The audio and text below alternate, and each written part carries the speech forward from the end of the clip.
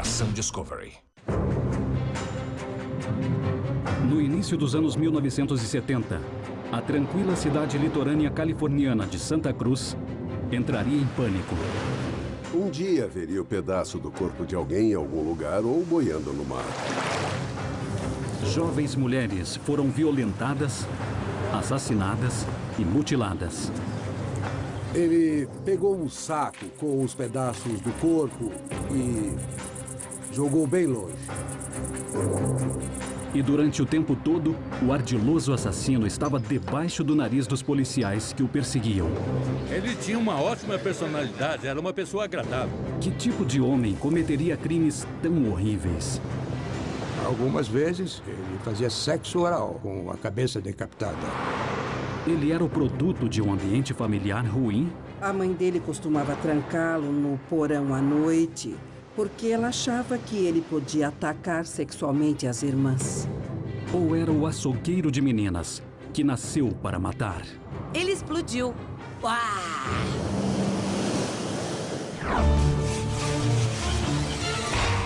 Dementes, Califórnia, Estados Unidos. Santa Cruz. Santa Cruz, até os anos 1960, era uma pequena cidade praiana. Era uma cidade de surfistas e aposentados. Mas mudou quando a universidade entrou em cena em 1965. Foi o surgimento do movimento hippie, da era de Aquário, e então a cidade tinha um clima de vida livre e tranquila. Muita gente ligada à contracultura migrou para cá, da região de São Francisco, e a contracultura ganhou força e muitas pessoas eram hippies que formaram comunidades aqui no condado de Santa Cruz, e isso era um atrativo para muita gente jovem, inclusive garotas jovens. As pessoas vinham de todas as partes do país para viver aquele estilo de vida livre e libertador.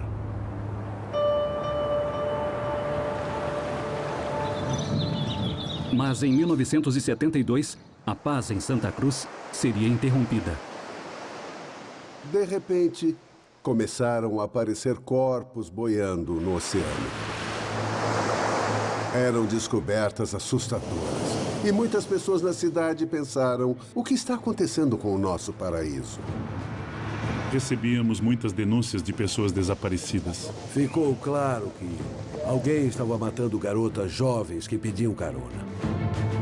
A estudante universitária de 18 anos, Anita Luquessa, desaparece. A cabeça foi encontrada na montanha. Encontraram só a cabeça, não havia corpo. Marianne Pass, universitária e talentosa esquiadora de 18 anos, desaparece. Foi uma época muito confusa para os investigadores de homicídios. A bailarina de 15 anos, Aiko Koo, é raptada. Parecia que o mundo havia enlouquecido. Cindy Shaw, de 18 anos, que trabalhava como babá para pagar a faculdade, desaparece. Eu me lembro que na época todo mundo queria pegá-lo. Queriam tirá-lo das ruas, pegá-lo e jogá-lo na cadeia. A mídia apelidou o assassino misterioso de The Co-Ed Butcher, o açougueiro de meninas. Sempre que víamos alguém com menos de 18 anos pedindo carona, nós levávamos a jovem para o reformatório. Isso causou muitos protestos, porque estávamos violando o direito delas de pedirem carona. Mas, na verdade, estávamos apenas tentando salvar suas vidas. Os crimes continuaram. Rosalind Thorpe, de 23 anos, desaparece do campus de Santa Cruz. Sempre que informava o desaparecimento de uma pessoa, tínhamos receio que ela seria mais uma vítima de homicídio. E a estudante de 21 anos, Alison Liu, desaparece para sempre. Nem imaginávamos quem estava fazendo aquilo. Eles não sabiam o que estava acontecendo e casos de homicídio indiscriminado são extremamente difíceis de solucionar porque não existe padrão ou motivo. Já que na cultura da época, havia muita droga rolando entre os jovens e também o chamado movimento hippie. Eu acho que Imaginávamos que os crimes estavam individualmente relacionados com isso. Em abril de 1973, durante uma investigação rotineira de armas de fogo, o investigador Mickey Aluf ficaria frente a frente, não com um hippie doido e drogado, mas com um jovem conservador de cabelo curto, conhecido pelos policiais. A delegacia onde eu trabalhava na época recebeu uma lista das pessoas que haviam comprado armas recentemente. Um dos agentes trouxe para nós uma ficha criminal e disse: esse homem tentou comprar uma arma. A ficha criminal dele estava meio apagada, mas ainda dava para ler na ficha que ele se envolveu em um homicídio no condado de Madeira alguns anos atrás. Afetuosamente conhecido como Big Ed, Edmund Kemper, de 25 anos, 2,5 metros de altura e 127 quilos, era cliente assíduo do bar de policiais The Jury Room. Ele costumava frequentar o bar local onde nós, policiais, relaxávamos depois do expediente e bebia e conversava com a gente. Ele tinha uma ótima personalidade, era muito amigável, extrovertido, era uma pessoa agradável. A questão era quem vai ter coragem de tirar a arma desse cara, porque olhando a descrição dele na lista, ele tinha 2,5 metros de altura e pesava 127 quilos. Então era um cara bem grande. Já que eu era o investigador júnior, sobrou para mim. Eu estava um pouco apreensivo. E era por causa do tamanho dele. Um cara grande, uma arma grande e eu bem pequenininho. O dono da arma não era conhecido de Aluf e não foi considerado suspeito pelos assassinatos das jovens. Big Ed morava com a mãe em uma rua agradável e calma do subúrbio. Mas o endereço não estava claro. Nós estacionamos ali. Olhamos em volta, mas não encontramos o endereço. Havia vários lugares com praticamente o mesmo endereço, então não tínhamos certeza de qual era a casa dele. Nós estávamos, se eu me lembro bem, mais ou menos neste local aqui, quando um carro apareceu na curva e estacionou onde está aquele carro. Eu disse ao Dom, vou perguntar para esse cara se ele sabe onde o Kemper está. Então, quando eu me aproximei do carro, havia um senhor dentro do carro, deitado sobre os bancos dianteiros, com a porta aberta. Ele estava mexendo debaixo do painel. Eu estava mais ou menos neste ponto quando eu disse, com licença, gostaria de conversar um pouco com o senhor. Quando ele começou a sair do carro, ele era tão grande que o corpo dele não parava mais de sair do carro. Imediatamente eu percebi que era o Sr. Kemper, o homem que eu procurava, porque ele era desse tamanho e eu tenho 1,83 m. De onde eu estava, desse ponto, eu expliquei que nós precisávamos confiscar a arma dele para garantir que ele tivesse porte legal para aquela arma.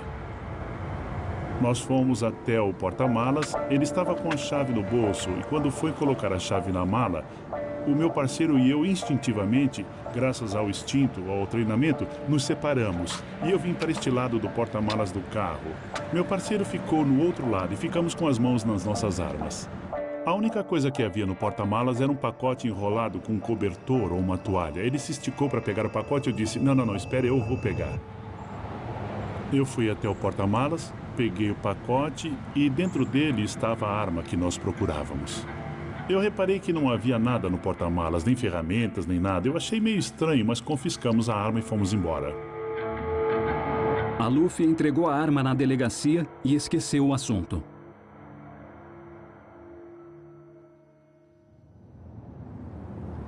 Duas semanas depois, às 5 horas da manhã, o policial Jim Conner está no turno da noite, quando ele ouve um colega receber a ligação do dono da arma. Já que eu conheci o Ed, eu atendi o telefone e começamos a conversar, mas eu percebi que havia alguma coisa errada. Ele estava em Pueblo, no Colorado.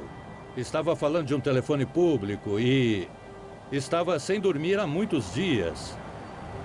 E me disse que havia feito algo muito ruim. Ele disse que havia assassinado a mãe e uma amiga dela. Ele disse que elas estavam na casa dele e me perguntou se eu conhecia o Mickey Aluff e eu respondi que sim. Então ele disse, é difícil encontrar a minha casa, mas o Mickey sabe bem onde eu moro, porque ele passou lá para confiscar a minha arma. Os policiais entram em contato com o investigador Aluff em sua casa. Eu fiquei lá, recebendo várias informações e fornecendo várias informações. E eu tive uma sensação estranha, como se todo o meu sangue estivesse se esvaindo do meu corpo. Então eu pensei, meu Deus, isso não é real. Um dos delegados quebrou a janela traseira que fica no outro lado dessa porta de correr. Depois, nós olhamos para ver se localizávamos os corpos. No armário, nós encontramos um lençol com fios de cabelo e sangue. Depois, Big Ed faz uma confissão surpreendente. Ele conversou com Jim Conner pelo telefone e comentou que havia matado aquelas jovens. Levado sob custódia, Edmund Kemper, de 24 anos, revelaria uma história extraordinária e repugnante. Investigação Discovery. Santa Cruz, Califórnia, Estados Unidos. No começo dos anos 1970, o refúgio litorâneo californiano de Santa Cruz foi abalado pelo desaparecimento misterioso de uma série de jovens universitárias e várias descobertas terríveis.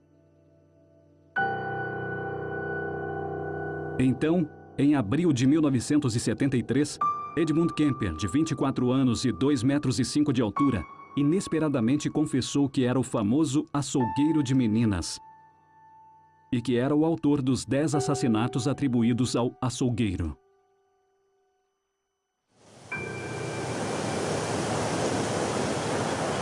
Levado sob custódia, Kemper revela sua extraordinária história. O assassino das universitárias teve uma vida fascinante. Nascido em 1948, Kemper era o filho do meio, com 2 irmãs. A mãe e o pai dele eram muito severos e disciplinadores. Não havia tolerância ou liberdade para os filhos.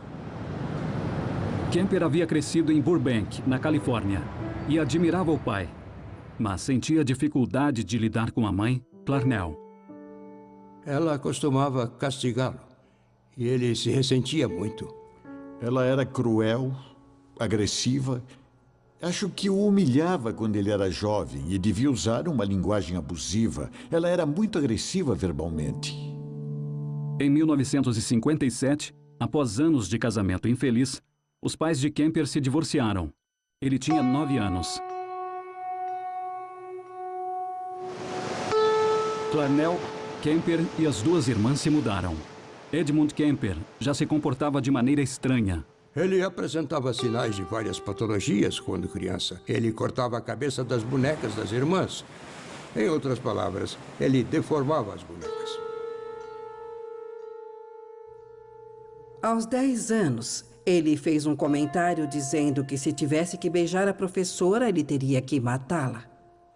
E quando pensamos num garoto de 10 anos de idade, tendo um raciocínio como esse, começamos a imaginar qual seria o problema dele. O jovem Kemper desenvolveu uma violenta vida fantasiosa. Ele parou de mutilar bonecas e começou a machucar animais. Ele admitiu que uma vez enterrou um gato vivo e depois desenterrou o corpo para brincar. Existem muitos assassinos sexuais em série com o histórico de terem matado gatos, torturado gatos, atormentado gatos. Por que gatos? Porque os gatos são um símbolo feminino. Kemper mostrava sinais de alerta, que o FBI considera comuns entre muitos assassinos em série.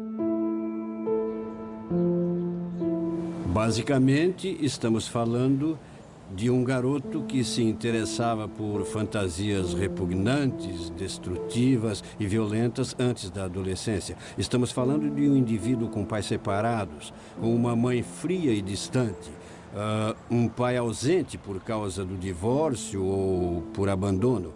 Ele costumava torturar animais. Podemos identificar certos padrões.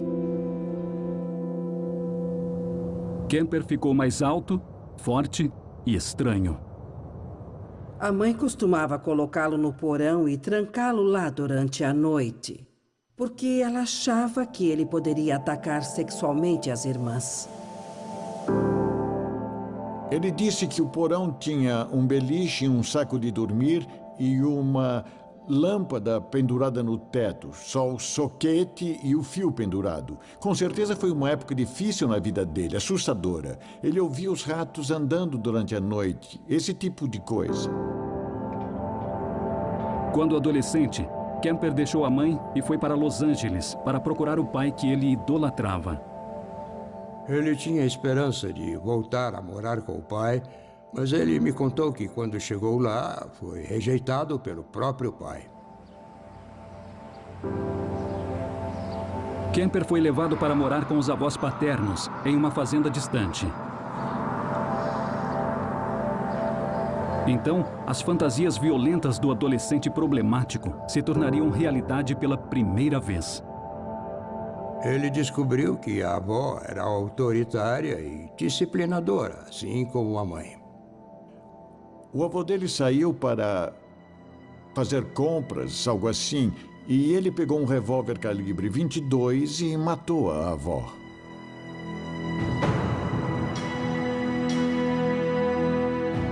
Quando ele se deu conta de que o avô ia chegar em casa e ver a mulher morta, eles eram bem idosos, ele decidiu que não queria que o avô passasse por esse trauma. Então, quando o avô chegou em casa, ele atirou e o matou também.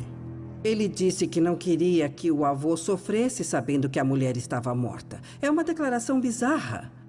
Ninguém mata um homem para evitar que ele descubra que a mulher dele está morta.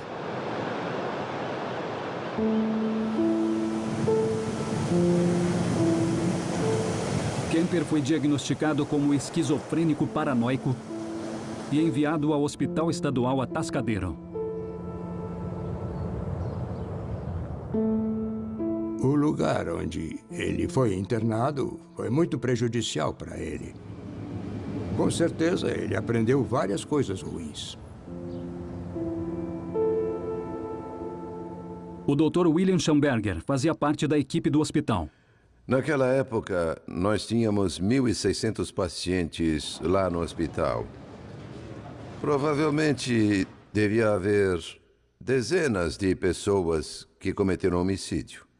Havia 800 agressores sexuais portadores de distúrbios mentais, mas a nossa equipe de psicologia só tinha umas 10 pessoas. Apesar de não ser o terapeuta de Kemper, Schamberger mantinha contato regular com ele. Ed era um homem inteligente. Isso ficava óbvio quando conversávamos com ele. Ele era um paciente modelo. O amável Kemper logo se tornou um assistente de confiança da equipe de psicologia, que lidava com centenas de agressores sexuais. Ele tinha acesso aos registros dos pacientes que descreviam em detalhes os métodos usados nos crimes cometidos e técnicas de enganação. Vale lembrar que ele tinha 15 anos quando foi internado no hospital e ele ainda não tinha nenhuma experiência sexual. Geralmente observamos que a criança vai em busca dessas fantasias violentas e na adolescência o fator sexual entra em cena. E elas têm fantasias sexuais que se desenvolvem e as levam a usar as pessoas como objetos em vez de parceiras. Eles querem fazer alguma coisa na pessoa e não com a pessoa. Ele tinha uma vida fantasiosa. Ele declarou que se masturbava inúmeras vezes durante o dia quando estava no hospital psiquiátrico. Na posição de assistente, Kemper tinha acesso aos testes psicológicos dos pacientes. Kemper era muito inteligente. Ele sabia o que um psiquiatra ou psicólogo queria ouvir. Ele conhecia os critérios dos diferentes diagnósticos. Eles o trataram e imaginaram que o haviam curado. Depois de 5 anos no hospital psiquiátrico, Kemper, então com 20 anos e 2,5 metros de altura, foi liberado. Santa Cruz, Califórnia, Estados Unidos. Além disso, quando ele recebeu alta, foi encaminhado ao sistema judicial juvenil com a orientação de que não o deixassem viver com a mãe. Infelizmente, eles não seguiram esse conselho e ele acabou indo morar com a mãe. A vida social dele era muito inadequada, como ele descrevia. Ele não se sentia à vontade na companhia de mulheres, então devia ser solitário. Ele era jovem, tinha 21, 22 anos e provavelmente nunca havia namorado na vida. Ele devia sentir interesse e necessidade de se relacionar com mulheres. Mas o que ele podia falar sobre si mesmo? Que eu matei meus avós e morei em um hospital psiquiátrico nos últimos 5 anos da minha vida? Eu nem imagino como deve ter sido difícil para ele. Isso não justifica nada, mas eu acredito que descreve a situação dele. Então ele começou a dar carona para as garotas, acabou assassinando algumas e fez coisas piores algumas vezes. Sob custódia, Kemper revelaria aos investigadores o horror de seus crimes extraordinários em detalhes meticulosos e explícitos. E eu me deparei com uma complexa e grave série de patologias sexuais no caso de Kemper.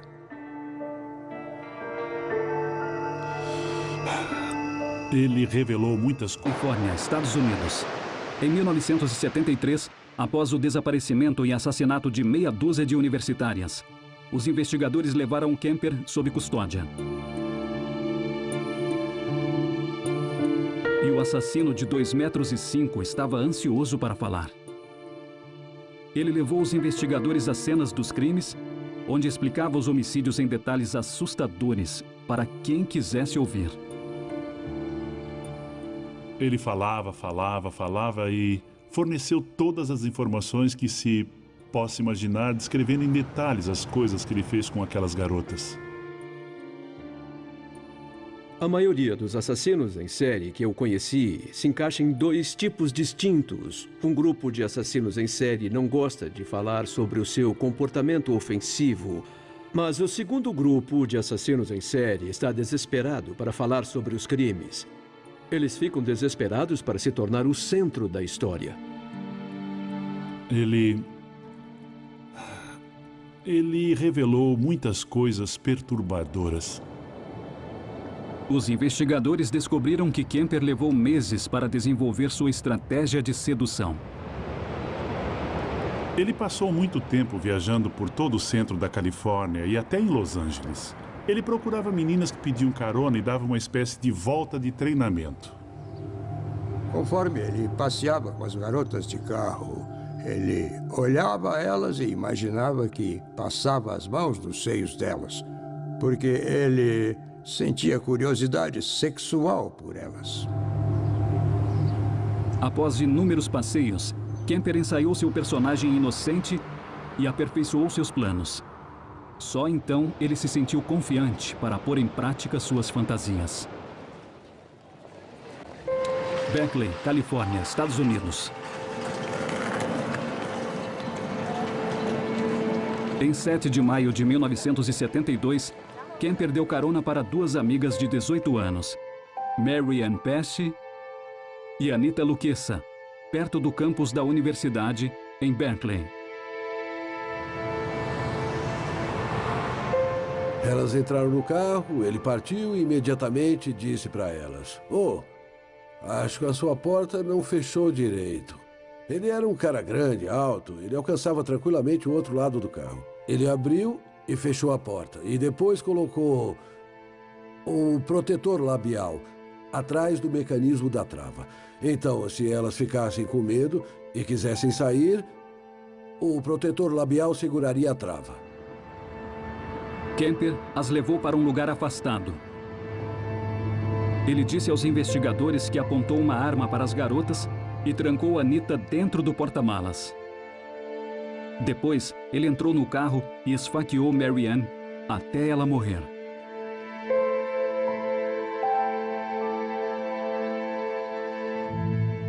Imagine a Anita Luquezza no porta-malas, ouvindo a melhor amiga ser esfaqueada, ouvindo os gritos dela.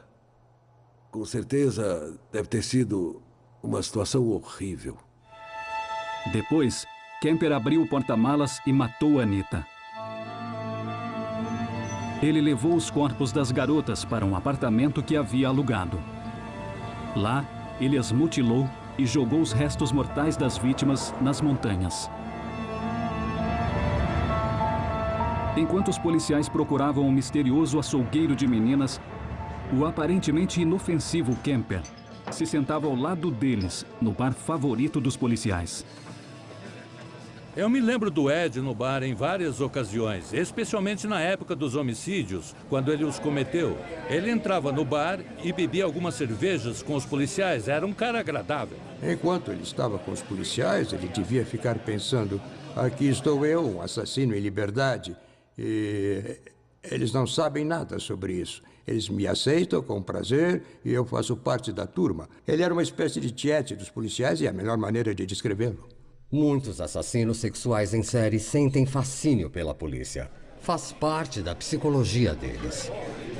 Eles fazem isso por diversos motivos. Se divertir com eles é um motivo, mas também às vezes eles conseguem acompanhar a investigação e ver se os policiais conversam sobre o caso. Isso é estimulante para os assassinos. Eu comentava, sabe, sobre uma garota que foi encontrada aqui, outra que foi encontrada ali. Pedaços de corpos encontrados no mar, esse tipo de coisa. Era uma conversa normal entre colegas policiais. Avenida da Universidade Berkeley, Califórnia. Em 14 de setembro de 1972, Kemper avistou a estudante de balé de 15 anos, Aiko Ku, pedindo carona. Ela havia perdido o ônibus e não queria se atrasar para a aula de dança. Ela estava pedindo carona porque havia perdido o ônibus e precisava chegar em São Francisco. Ela era muito jovem, pequena, fácil de dominar. Ela entrou no carro, ele dirigiu pela Baía de São Francisco, mas infelizmente para ela, ele continuou dirigindo. A garotinha ficou apavorada, obviamente. Kemper a amarrou, amordaçou e sufocou sua prisioneira.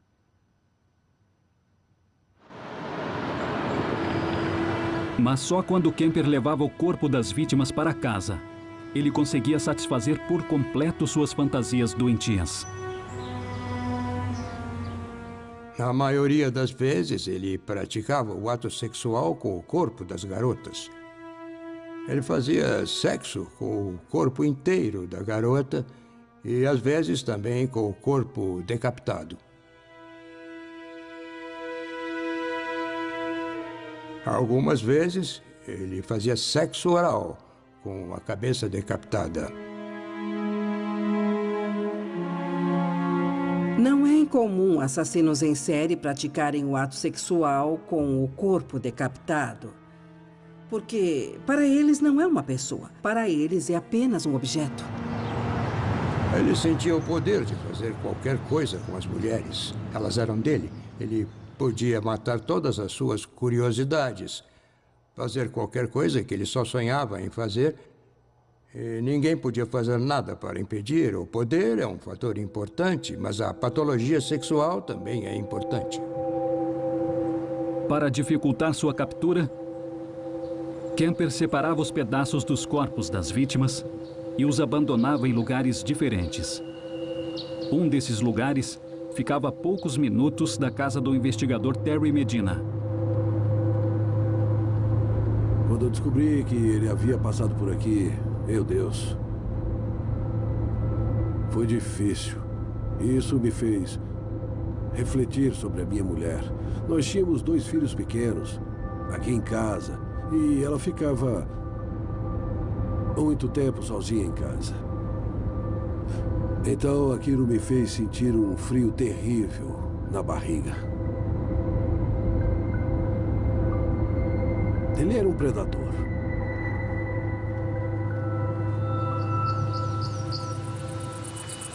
Bom, esse aqui é aproximadamente o lugar onde Kemper estacionou o carro.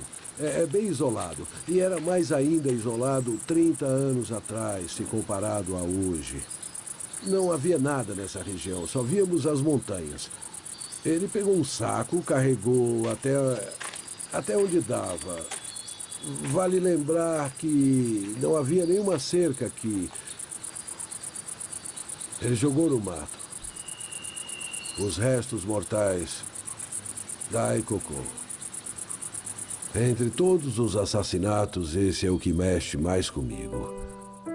Quando eu penso em como ocorreu, todos foram brutais, mas esse homicídio ficou na minha cabeça. É comum entre muitos investigadores de homicídios lembrar de um caso que nos tocou profundamente.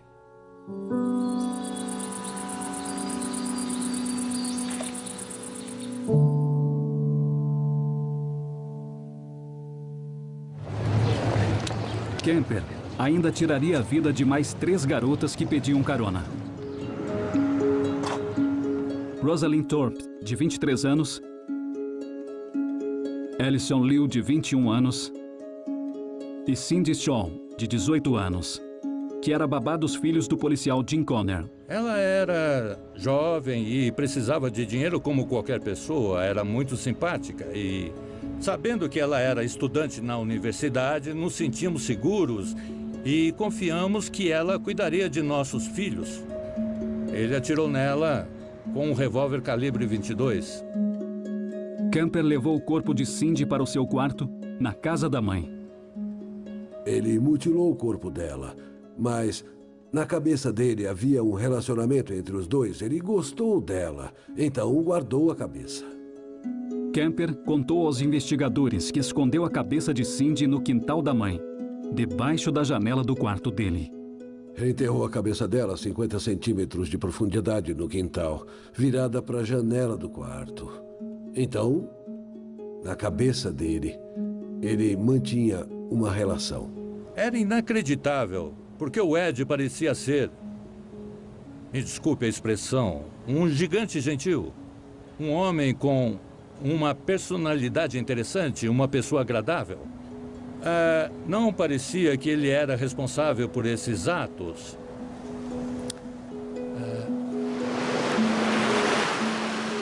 Além dos assassinatos dos avós, Kemper tirou a vida de 6 mulheres jovens.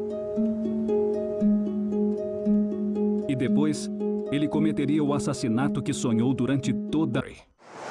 Em março de 1973, Kemper, de 2,5 metros de altura, raptou e assassinou 6 garotas jovens sem despertar suspeitas. Mas em abril, uma visita rotineira do investigador Mickey Aluf para confiscar uma arma de fogo fez Kemper entrar em pânico involuntariamente. Depois de todo aquele sufoco no qual eu tirei a arma dele, ele teve a impressão de que eu estava brincando de gato e rato com ele. Ele achou que estávamos brincando, como se soubéssemos que ele era o assassino. Kemper ficou preocupado que sua mãe ficaria sabendo de seus atos. Ele não queria que ela se sentisse constrangida pelas coisas que ele fez. Então, Kemper decidiu cometer o crime que ele fantasiava desde que era criança. Ele acordou às 4 da manhã, pegou o martelo, foi até o quarto da mãe e bateu com o martelo na cabeça dela várias vezes. Foi um assassinato bem sujo. A mãe de Kemper teria o mesmo destino das jovens universitárias. E pior. Ele cortou a cabeça da mãe e colocou o pênis na boca dela. Ele colocou a cabeça em um manto em cima da lareira e gritou sem parar com ela. Ele chegou a jogar dardos no rosto dela. Ele falou sobre as vezes que ela gritou com ele, deu bronca e o deixou de castigo. Ele cortou as cordas vocais dela e tentou destruí-las no triturador de lixo da cozinha, na pia. porque ela o castigava usando as cordas vocais, e isso era, com certeza, o seu maior trauma. Com medo que a morte da mãe fosse descoberta pela melhor amiga dela, Kemper a convidou para vir à sua casa, a matou e depois fugiu.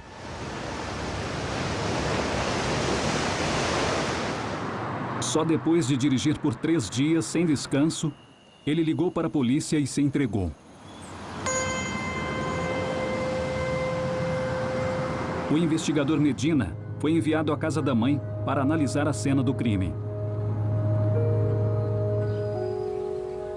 Quando nós chegamos, não havia nada fora do lugar. Parecia apenas que alguém havia saído de férias. Nós viramos o colchão e, claro, estava ensopado de sangue. E havia um bilhete lá. Ele deixou um bilhete dizendo: me desculpem pela bagunça, mas eu estava sem tempo. Foi a primeira vez na minha carreira, e eu sou investigador há 43 anos, que o suspeito deixou um bilhete para a polícia. Os corpos da mãe de Kemper e da melhor amiga dela foram cuidadosamente escondidos em 2 armários.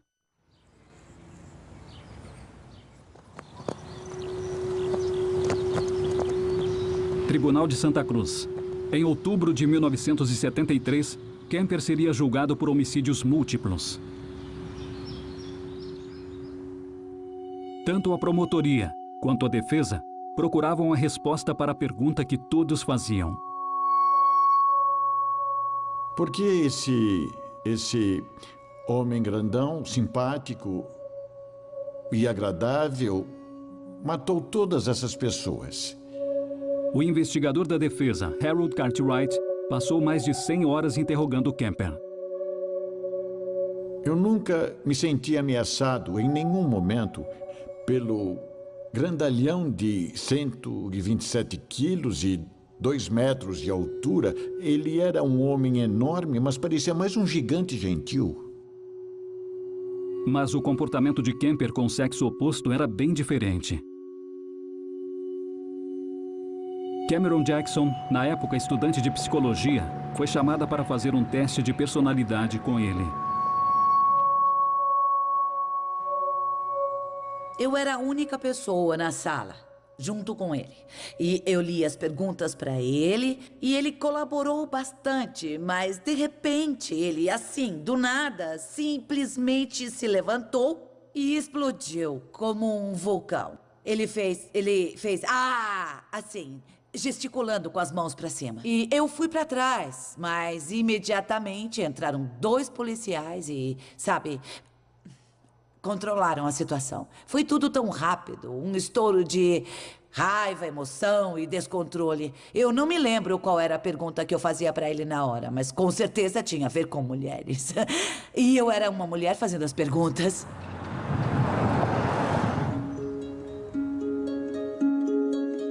No tribunal, a gravação com a confissão de Kemper foi reproduzida para que todos ouvissem. Eu me lembro de quando estávamos no tribunal ouvindo a gravação da confissão de Kemper, olhando em volta e vendo a expressão dos pais das garotas assassinadas, vendo o choque e a agonia que eles sentiram na hora. Na cobertura que fizeram desses crimes terríveis, o aspecto mais negligenciado foram as vítimas. Citaram brevemente o nome delas. Todas elas eram jovens universitárias, estavam começando suas carreiras. Muitas sonhavam em formar uma família, mas tudo isso foi perdido quando finalmente o assassino apareceu e raptou todas as garotas. Que tragédia terrível. Cada família daquela teve uma jovem garota que foi raptada e assassinada. Essas tragédias estão tão vivas hoje quanto estavam em 1972. Em 8 de novembro, Kemper foi considerado culpado por 8 homicídios dolosos e condenado à prisão perpétua.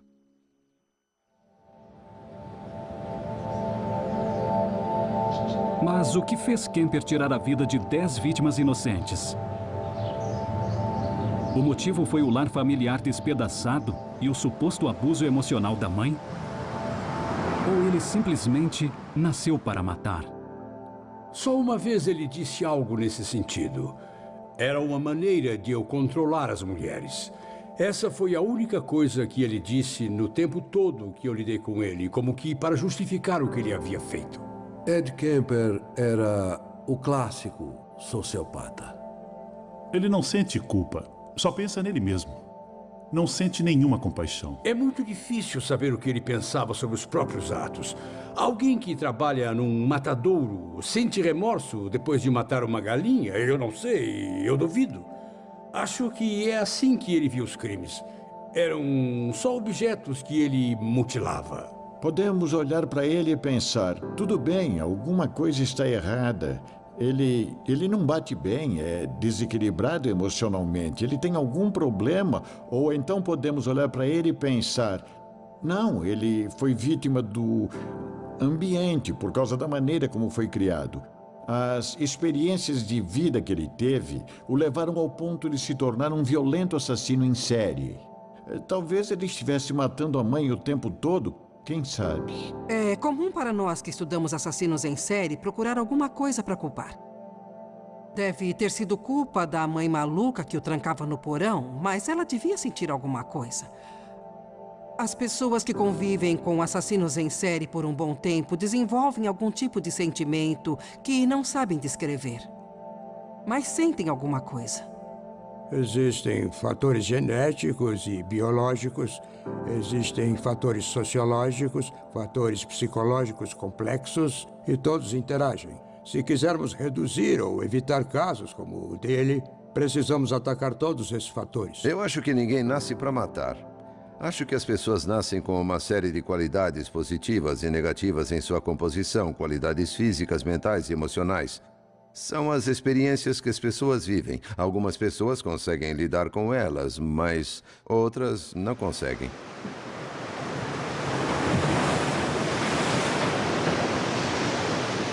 Muitos anos depois de Kemper ser preso, um pacote foi entregue na casa do psiquiatra, Dr. William Schamberger, que havia sido amigável com o adolescente Kemper. Esta caneca aqui eu recebi do Ed Kemper pelo correio, dizendo que ele demorou 1 ano para fazer. É um desenho muito complexo, parece um copo amassado. E na caneca está escrito isto aqui: eu peço o seu perdão. E no fundo, eu nunca te prometi um mar de rosas. Isso significa um pedido sério de desculpas. Eu acho que um lado dele teria feito qualquer coisa para ter sido uma pessoa normal. Eu via isso nele. Eu via isso enquanto ele testemunhava. Uma parte de Edmund Kemper se sentia tão chocada e revoltada com o que ele fez quanto o resto de nós. Eu tenho certeza de que nenhuma parte dele se sente satisfeita com os crimes que ele cometeu.